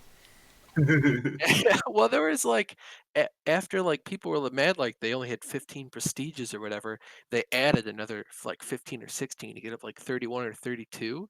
And like early in the game, I got two of the best guns in the game because like there was the Atlas 20 millimeter, great sniper, and then there's the ASM one like Oh light my machine god. gun or something. It would no, the ASM one was like a modern rendition of the Tommy gun. Maybe. Well, but regardless, I had the 2 best guns in the game, and I got them like, pretty early on in the playthrough, and I will the only reason I say they're the best, in my opinion, but, like, they were the last 2 guns you got when you started to Prestige because they gave you all the legendary guns. When you got past, like, 15 Yeah. Prestige, they'd start giving them to you, and the last 2 you got are the 2 ones that I used all the time. Yeah, that game got a lot of flack for that kind of stuff. You know, if you buy the more supply drops you get, the better the guns you are, because that's when guns different variants had different stats. And I remember the BAL, the ASM one. I remember there was two versions of those everybody wanted, and if you had them, you stomped in lobbies. It just couldn't be beat, and that's when COD really started introducing the kind of pay to win, in my opinion. A little bit, yeah. And I think too, like with our friend group, you know, no, me at least, I started my first online COD game was Modern Warfare 2, and that, I mean, we played that the heavens out of that, So much. and so that set such a high standard immediately that even Modern Warfare 3 was not good enough at first. I didn't play it a whole lot, but then we kind of got back into it and actually turned into be a really good game. Black Ops 1, very different from both of those games. Still And thought Black Ops 1 is one of the best CODs ever. yeah, Yeah, it like was really good. I wish that it was like graphically I thought it was a little bit subpar. But like the guns were cool, the zombies were cool. Um, Zombies was phenomenal. I'm yes. a big Zombies player. I I thought mean, I've never been so much a zombies player, but that was the game that I played the most zombies of. I actually downloaded some of the DLC maps, and you could play it split screen. I would do that. I'd bring Brody over to my house. We'd play it all the time. That was like the game I played the most zombies of. Well, Um, and that's Black Ops 1 is really where the storyline for zombies came to be. You know, in World at War, there was the start of one, but Black Ops 2 was the one, or Black Ops 1 was just the one that gave all the lore and it just set the path for the whole story. right now, so then those games. I actually never owned Black Ops 2, but I know a lot of you guys did and enjoyed it. Um, but then like we had games like so then once like Advanced Warfare came out, it was just like what is this? Call of Duty Ghost even wasn't that great, and that was boots Ghost on the was a ground. Ghost. I think Ghost was a or like a good COD for Pro League. Yeah, I could see that. It I thought did, the it did sniping really was well. cool. I thought the Yeah, sniping was cool. I thought so I too. just remember a lot of people not thinking it was great, and I remember going over to my buddy's house that got it when it was like brand new, and I played it, and I was like, "This isn't really that much better than the old one," so we No, just never got it. it just never Right. really stuck. I mean, I had it. I played a little bit, but not very much. And then Black Ops 3 was like an absolute meme. Now I did play quite a bit, Oh, but that I doesn't mean the ooh. game was good. um, Black Ops 3 was probably the COD that I completed the most. I hit max prestige, I got dark matter, I had all my characters gold, I had everything for that game. I got so bored of it, I reset my stats and then just never touched it again. I think though the low point for the series I think has to be Infinite Warfare, in my opinion. Infinite Warfare to World War II. Yeah. Yeah, because See, like I thought it was pretty good. I I thought the story for World War II was okay, but it was a little bit cheesy. Yeah, it was Um, kinda stupid at times, like, yeah, you have your brother that you let get mauled by a wolf because you're a fucking idiot, and then you're, like, going and like, "Oh, we gotta find this one guy, and, like, we're supposed to care about him more because he's Jewish," and then he's, like, the only prisoner to, like, not get shot, which is weird. Right. yeah. So like, I mean, Infinite Warfare though, like, not only I didn't like the style of game with the jetpack and all that jazz. That's one thing. But at least if you're gonna do that, execute it well. So like it just like the guns were cheesy, the sounds were cheesy. And this game came out in 2016, so it's like you don't really have an excuse to have these problems. I Um, feel like I feel like with Infinite Warfare, that was what, Sledgehammer? oh, I don't remember. Yeah, I don't know. I know Anyway, well, it was just weird too, cause like in World War II, like, buddy, I'm gonna care about somebody no matter what. Like, it doesn't matter who they are or It like was what Infinity religion they Ward. have. Like, I'm gonna go out and try to like save everybody I can in the game. It's weird that they decided to take different routes in that too. And like, there were different people that you could like go up to get like health and ammo and stuff. That was kind of different, but neat. It was developed by Infinity Ward, published by Activision. all right. So what I think Infinity Ward was kind of doing, I feel like they were just being the company to bite the bullet and just push far into the future. It was weird Seeing if too. it would work because that's the most futuristic COD game we have is Yes. Infinite Warfare. So I feel like that was just their attempt. Let's see how it goes and let's hope it was received well. And I feel like they weren't sure on how it was going to be received, so that's why they did the Call of Duty remaster with it. And Yeah, I know then a lot of people were kind of tired that they kept going more and more futuristic.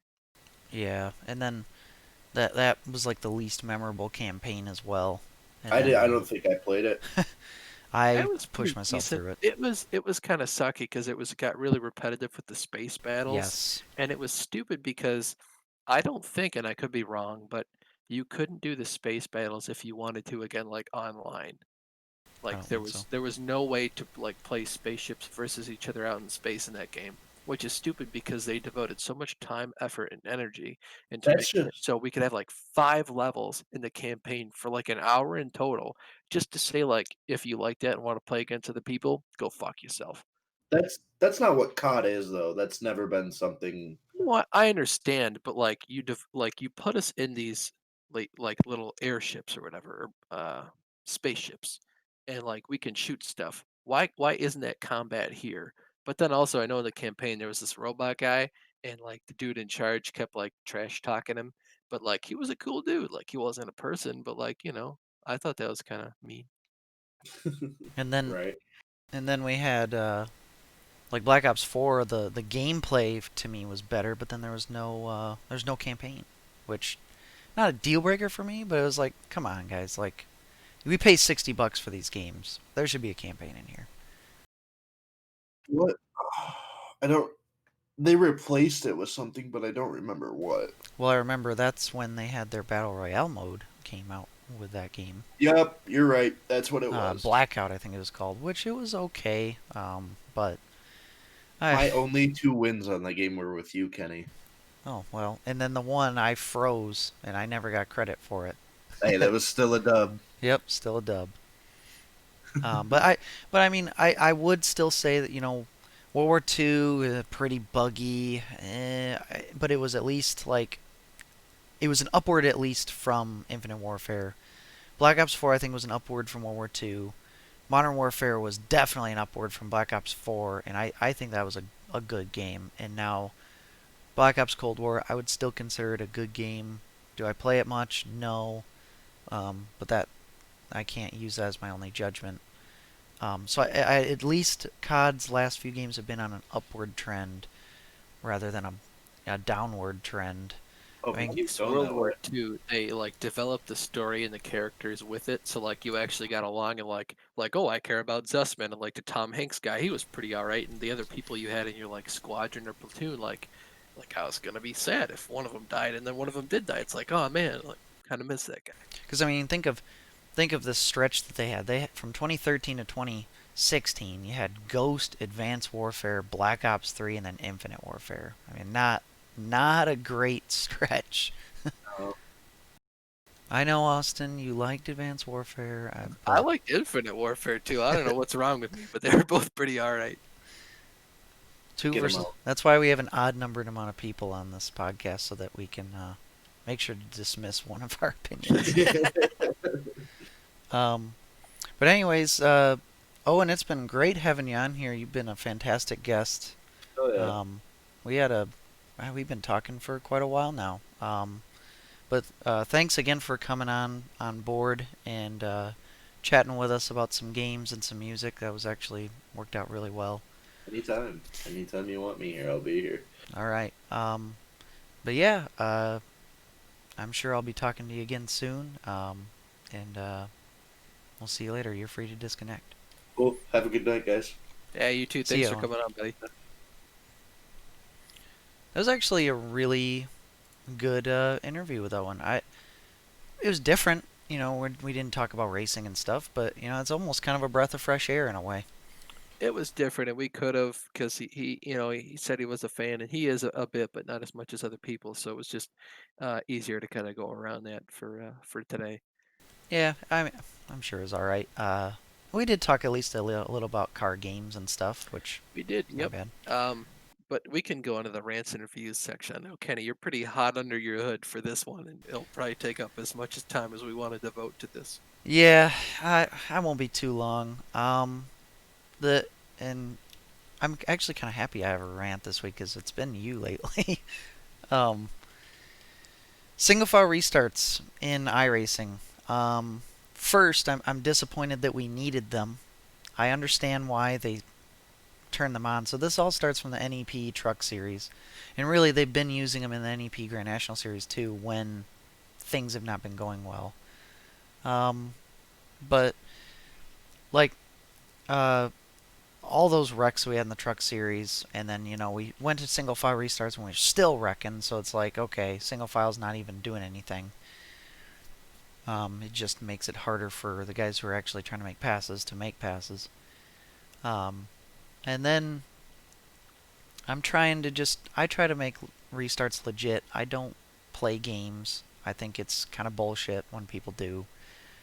And in NASCAR, in real life, if you would move to the left of somebody and you're like next to somebody at the line, usually they would call that a penalty. Not every time. I know there was some gray area on that, but it appears that in iRacing, if they're not like completely even up with you, it's not a penalty. Well, And and I think that's how it was in NASCAR too. I'm not sure though. I never researched this. well, the thing is though, is like somebody can lay way back, and at a track like Martinsville, where or a short track where bottom line is pretty important. Um, he's already next to me before we're even at the start finish line. It's like, how can I defend that? Like, Yeah, I mean, other than going at the same rate, which, yeah, if they start earlier than you are screwed and they kind of have to manage that. But there is a risk to it. It's the same risk as like you being right behind somebody trying to pass them at the bull ring. Like if they mess up, you look bad, you know? So again, if you go slow approaching the line and they pass you, they look bad. I mean, I guess the thing is like, I don't want to make our restarts an absolute farce. So, what I could do to counteract somebody laying back behind me is I could also lay back. Yeah, But do it, and make them get a penalty. I hold no bear. I would totally do that. If somebody's looking underneath me in the restart and they're like gonna pass me before the start finish line, I will gladly brake check them. but like, um, if I lay back though, and the guy in front of me doesn't, well now it looks like I'm laying back, and I'm not even. That's not even the purpose of why I'm doing it. And I don't want to look like that guy. So, but you know, that's why uh, when that opening came up and I knew there was like barely a car width, and the guy that I was gonna pass was the guy that was playing games on restarts, I went for it, and it didn't I work I out. But like, I I, I was gonna open up the book of being as aggressive as possible because you wanted to do that with me. Granted, we did. It was two totally different things we were doing to each other, but I'm sorry. No, he took no prisoners, and then you took no prisoners. There was a time going down the backstretch where Mike Bennett decided he wanted to like steer down the track and door slam me. So I just said, "Fuck it, I'll send it into turns 3 and 4. My tires are bad, so if you get sent up the track, sorry, sucks to suck. Don't do that shit next time because I'm not going to take it." So I don't blame you for doing that. I tried to lay back, not to lay back to get a run, but just to make sure that I wasn't going to ram into the person ahead of me. And I will say though, too, double file the single file restart sucks if you're trying to make a pass. However, um, I don't think it does because at the same time you could be on the outside and it helps you. It hurts you if you would have been if you're an odd number car, it hurts you. But if you're an even number car, I think you're thanking your lucky stars that you're Right. starting single file. So I we'll take that one out of it. I will say that they need to police that more. And there were a lot of guys hanging back a ton and then getting a huge run out of turns 3 and 4, which that's par for the course. Yeah, I do agree with that. Like at some tracks and some situations, not having to be in a certain line will really help. However, I was actually kind of enjoying the outside restarts at Martinsville. Later on in the going, not as much because tires were starting to wear out because I was really pushing them. But um, I was actually making some passes when I was in like the middle of the pack on the high side because that bottom lane at Martinsville would get really bottled up and they'd lose a lot of momentum, and that top side would have a lot of momentum off the corners Yeah, um, the top side was really rolling well in the middle. I for a think few it's because, laps. yeah, Rule 6A, and it's just hard to gauge speed because, like in BRL, like if we're all, I'm not going to say sober, but, fresh, I guess, stuff like that doesn't normally happen. Yeah, and like Charles was up ahead of me, and he blocked the heavens out of Libby when he tried to do the same thing to him, and it's like I don't blame him. I mean, Charles is really aggressive. He's sometimes over aggressive, but I applaud him for doing that because it was just BS. I mean, and I know, oh, it's technically not against the rules, but it's kind of like almost a gentleman's agreement, you know? Like, No, I'm with you. let's face off straight up. Let's race. You're fast anyways, like pass me. Don't. That's why I don't understand when people block or like check up on the exit of the corner so the guy behind them can't get a run. Like just race how you normally would. Otherwise, in my opinion, you're opening yourself up to be hit I know. or race dirty next time. Yeah, I mean, like, I know that you're doing what you need to do to win and that kind of thing, but you also, in a way, you can't be offended when I race you like a dick because when you're gonna race me that way, it's gonna open it up to like, okay, I guess I don't need to care about you anymore. No, it's a two-way street. There's a lot of guys that like, I thought we were tighter than that, but if that's how you want to race, like we can, let's see who needs to pass who more often than not and go from there. Right, and I think sometimes it's people don't mean to, and I guess if they come back with us and like, oh, I didn't mean to do that. As long as it doesn't keep happening, that's fine. We can get over it. But if it's somebody who's gonna pull stuff like that and not say anything or just keep doing it, it's like, okay, I get what your intentions are now. You know, I'm gonna have to race you differently than somebody else. Yep, definitely. That was a nice little rant there. We'll move on to our last segment. Just a little thing with the getting around to it. Any more modeling news? Yeah, I've finally started actually working on my Jeff Gordon car. So it's in the very early stages still, but I did get all the parts painted except for the body. Still got to put the two different colors of that, like the Dayglow red or whatever and the blue. So So yeah, is that as far as like how challenging that car's been? Has that been easier or harder compared to other ones you've done? it really just depends. I recently started airbrushing the parts, and airbrush paint is a lot thinner than like spray can paint, which is what I'd been using before. And when you do it with the spray can, it's really thick, so the tolerances of things are kind of messed up. So doing the airbrush makes it a lot better, but you can get the same kind of thing out of like the Tamiya very fine primer that's in a spray can. I'll probably do that in the future, but we'll see. Um, I don't know. It's okay. I think it's just, yeah, I mean, it's like a 20-year-old kid and tolerances are different, but we'll see. It's going to be really challenging having to paint the red and the blue on the car and making that look good. Actually, one little thing before we go. This next coming week, right? Is that yeah, Daytona yeah, 24. Daytona 24 is this week. Um, I am not positive if we'll have a podcast this next week. We might be dead tired. We might though. We'll see. Well, I think we already have a guest lined up, so we're gonna we're gonna have to be here. Well, yeah, I suppose. It might be a different time, might not. We'll just have to see. But I'd like to do a little preview, real quick, of the Daytona 24 hour. I don't know if lineups are completely set, but it's most likely myself, Jr. Shepard, Matt Chinaski, Tim Chinaski, and maybe one other driver, depending on how Brian many and people we Ron, have. Yeah. Probably Brian and Ron. Um, and then that's in the yellow car, and then in the orange car would be Chris Wolfson, Ben Wolfson, if they can have their computers sorted out. I know they're still having screen freeze issues. You and Zane, and I thought Steven was gonna miss it, but it was John still maybe gonna race. I I think think he John is is. still gonna race, and then hopefully Alan Frank can do a stint or two. Yeah, we'll see. But yeah, it'll be your first race with Western PA. Um, my yellow car is we're defending champions of our own split, so high expectations there. But that was in the Daytona prototype. Now we're in the LMP2, so I'm looking forward to it. I really like Daytona. I feel like we're all pretty good there. It'll be interesting to run that car. I ran it in the Petit Le Mans last season, so I got some experience in it.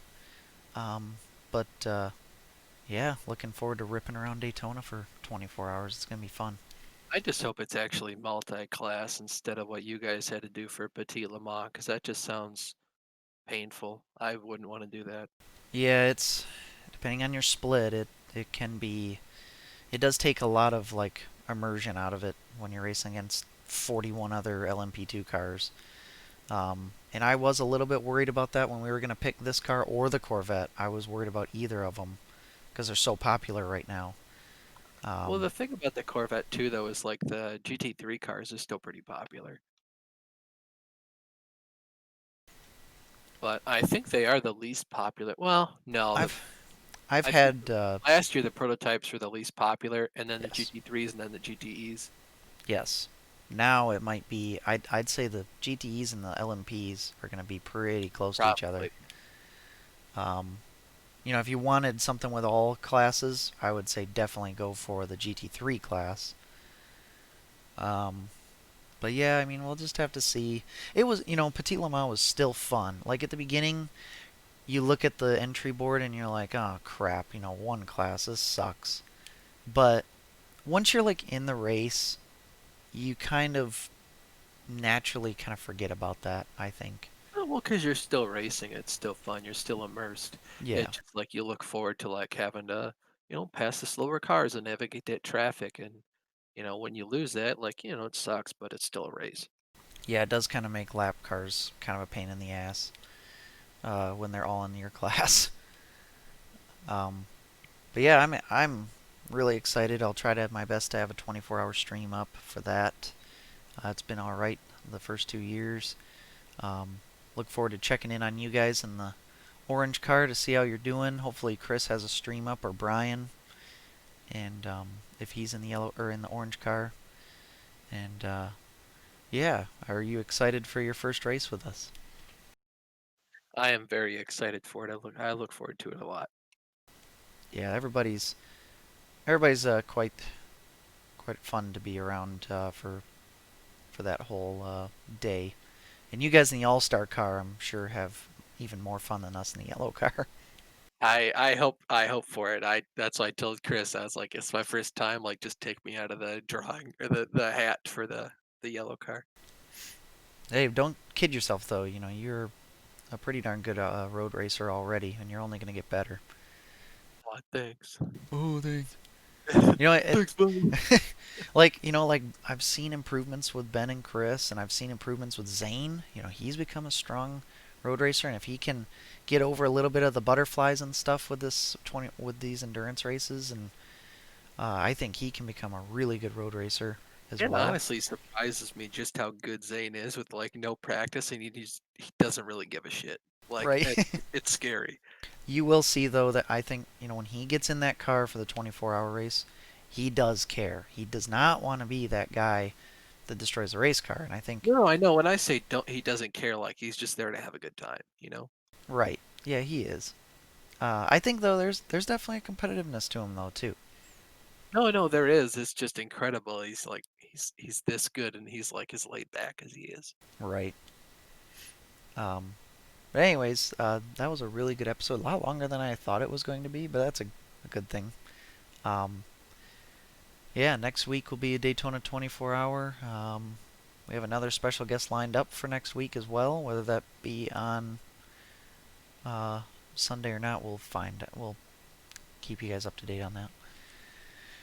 Anyways, yeah, I guess that was another episode in the books. And yep, I'm Kenny Kibbe along with our co-host Austin Belkey. And we'll see you guys later. And Godspeed.